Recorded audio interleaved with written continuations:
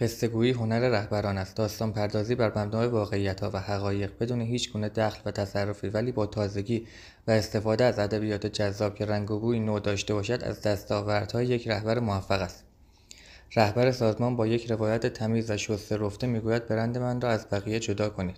مهمترین ویژگی برند سطح یک، شروع مناسب، به موقع و ادامه دادن با فرمانپذیری دلچسب است که حس راحتی و در عین حال خاص بودن را ارائه می‌دهد. قصه ما جلوه برند ما خواهد بود. انگیزه رهبر کسب و کار باید ایده‌ای ویژه ولی ساده با تفکر آینده‌نگر باشد. مخاطب یا مصرف کننده ما با قدرت شناسایی برند ما تحلیل می شود. همراهان ما قطعاً از ایجاد یک ارتباط مطمئن و بلند مدت لذت خواهند برد. همه اینها یعنی داستانی تو در تو و عظیم که برند ما را از روزمرگی فاصله می‌دهد و دل طرفداران و هواداران ما را می‌رباید. مشتریان تشنه و عاشق قصه جدید هستند و نسل‌های بعد از همین قصه بست پیدا می‌کنند. یک محتوای اثرگذار حتما فرایند دنباله‌سازی را رعایت کرده است.